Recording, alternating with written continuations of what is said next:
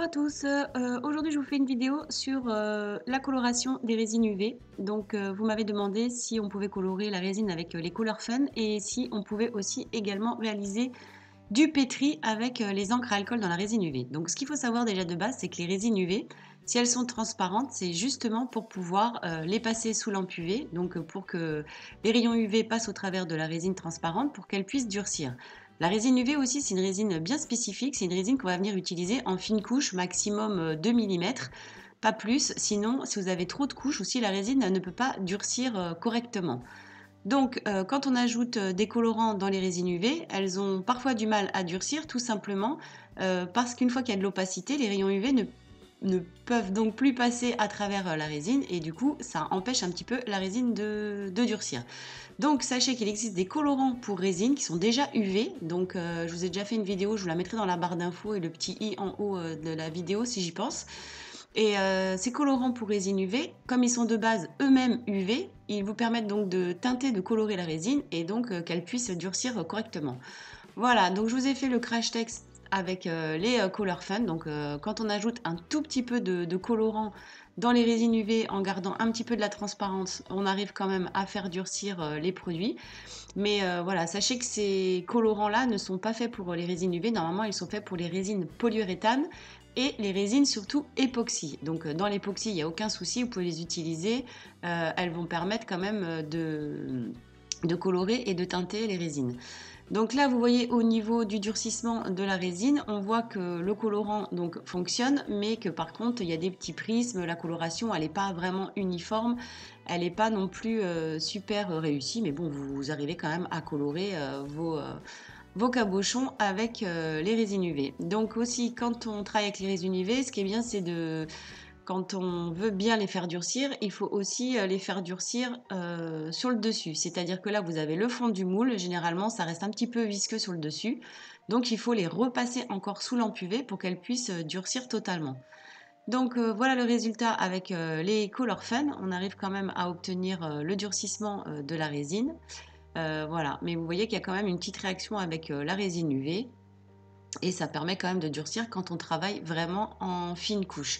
Après, sachez qu'il est toujours possible de revernir les créations avec du vernis, hein, du vernis lac, peu importe, des vernis brillants ou des vernis mat pour protéger aussi les créations. Donc voilà ce que ça donne. Vous voyez que ça fonctionne quand même avec les Color Fun sans souci. Et ensuite, on va voir donc les effets de pétri avec les encres à alcool. Alors, pour tout ce qui va être technique d'encre à alcool, généralement, pour obtenir un joli pétri, on vous conseille d'utiliser les résines époxy. Voilà, donc le résultat se fait, les encres à alcool sont compatibles avec les résines époxy. Avec les résines UV, c'est beaucoup plus compliqué d'obtenir un résultat puisque l'alcool va venir, quand on travaille en fine couche en plus avec les résines UV, va venir eh bien, changer un petit peu, modifier si vous voulez la résine, hein, ce qui est normal selon l'ajout de colorant que vous allez mettre à l'intérieur. Là, c'est des encres à alcool. Donc, on arrive à avoir des effets avec les encres à alcool, mais par contre, il ne faut pas trop en ajouter non plus, sinon vous risquez de modifier et à ce moment-là, la résine UV va avoir bien évidemment du mal à durcir. Donc, on va voir avec les différents tests de coloration en ajoutant donc un petit peu d'encre colorée ainsi que du blanc, et on va voir donc le résultat une fois qu'on va passer sous lampe UV. Et ensuite, je vous montrerai les différents résultats qu'on peut obtenir donc en effet de pétri avec la résine époxy.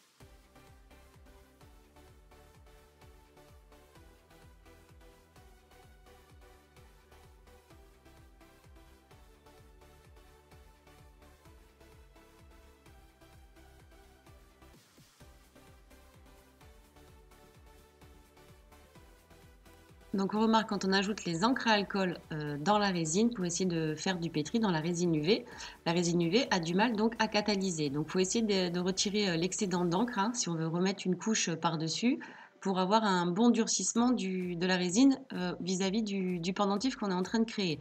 Sinon vous allez avoir une couche qui va suinter entre les deux couches et donc ça ne va pas être possible. Il faut vraiment retirer l'excédent d'alcool pour pouvoir ensuite remettre une couche de résine.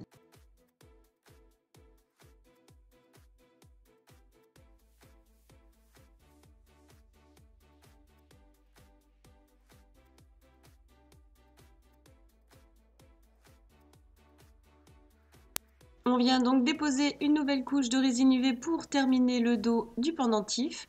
Et ensuite, on va devoir donc repasser sous lampe UV pour pouvoir faire durcir tout simplement la résine UV. Donc la résine UV, c'est vraiment une résine très pratique qui permet par exemple de faire des glaçages, de faire des petits bijoux assez rapidement. On vient déposer la résine en fine couche. Ensuite, on passe sous les lampes UV pour faire durcir le produit. Et ensuite, voilà, on découvre les différentes petits cabochons, petites créations qu'on a réalisées. Donc vraiment une résine rapide, facile d'utilisation.